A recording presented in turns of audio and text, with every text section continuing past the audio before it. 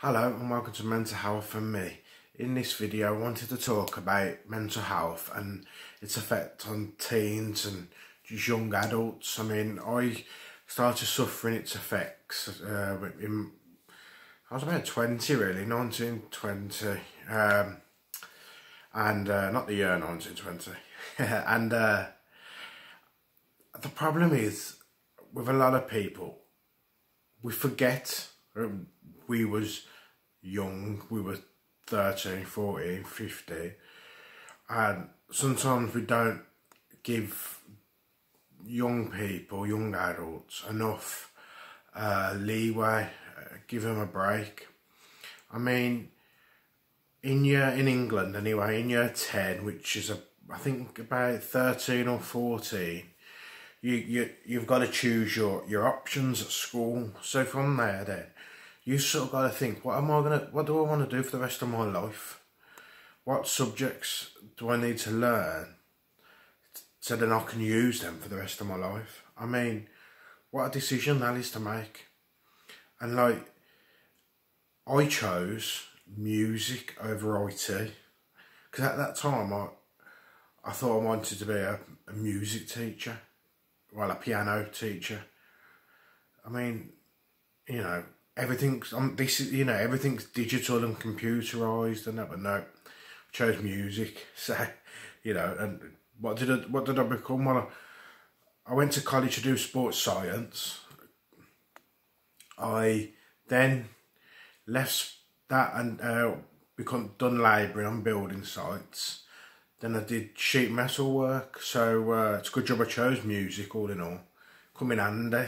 Really helped being able to play a flute. But no, I mean, you know, that alone is what a pressure is put on young people straight away.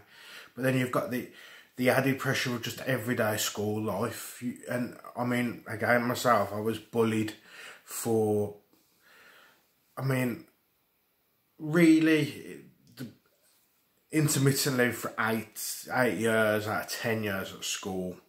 I had a good solid couple of years of bullying. So obviously, quite, you know, you've got all this going on, plus you go through puberty and everything like that. So your hormones and everything like that's out all over the place. You know, some people are having growth spurts, so they can't, you know, their bodies are changing constantly.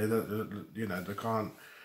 Some feel too, you know, I'm short. The next thing you know, they've shot up and they're 6 foot, and it's all this is going on. You know, you've got peer pressure, and then I've got to do well in exams, and it's how could you not suffer some form of mental health issues, be it anxiety or self-esteem issues or anything like that? You know, it's going to happen. It manifests itself then.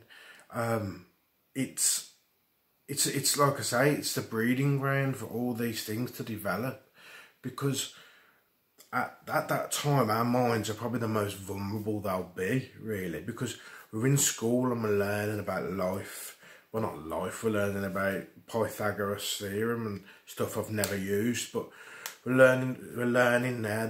Then we're trying to act cool around that, you know, the popular kids or a girl or a lad you're trying to impress, and you got all this going on, and you know, you've got to have a busy social life outside of school. I'm not being invited, and it's constant. Then you got to do your homework, your coursework, you know. But thinking back now, it's just I'm glad I'm not in school nowadays with social media and, you know, camera phones and everything like that. Some of the bullying that takes place, you know, some of the things that happen to me, I can imagine if that happened on film, you know, I don't know how I'd cope, to be honest. You know, it's hard to imagine.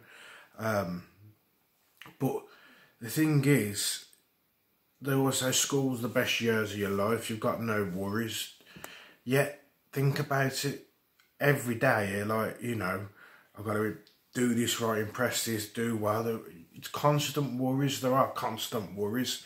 You know, yeah, you haven't got to worry about bills, or you haven't got to worry about, you know, work in the morning and things like that. But you've got to worry about coursework, because then, you know, you'll think back into, oh, you know, I should have done better. I've got this exam, I need to revise, and, you know, I've got these are having a party, and, you know, I've got to go, but I'm nervous about going, and it's just so much to take on, you know. And then as you get older and you're 18, 19, you know, the world is still a new place to you, you know. You're still learning about everything, about life, because you leave school with knowledge about stuff that you're never going to care about, but no one tells you how to, you know, balance your finances, or about credit, you know, mortgages, how they work, and, you know, you're not taught about things like calories and things like that, the benefits of this, that and the other, you know. You're taught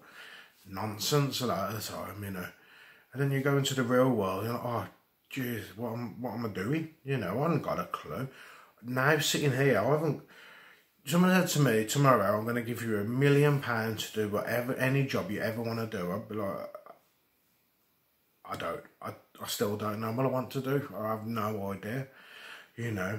And that's the truth. I mean, apart from, you know, I wouldn't mind being an astronaut, but, you know, unless Elon Musk wants to stick me on one of his rockets to Mars, I'm going to be stuck in Derby. So life is just, at that age, in them early years, your teens, early 20s, you know, it's just non-stop, like, learning experiences, and you're taking it all in, and it's sort of like trying to fit in, you know, and that's the hardest thing.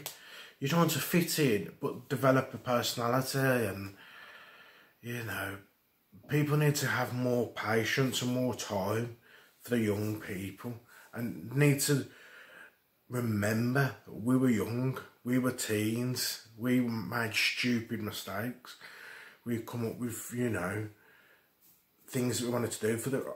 I mean, for my work experience, I did a week shadowing an architect. I mean, thinking back now, I wished I'd have carried on through with becoming an architect, but at the time I was like, another 5 years or whatever it is, of studying at university, things, no chance, no chance, you know, because just want to get out of it. I've had enough, and you've got to remember that. You've got to, you know, stop putting so much pressure on young people. Allow them to make their own mistakes, you know. It's just little things like, I remember when I briefly helped coach a football team, and these are only like young kids at the time, not even teens, you know.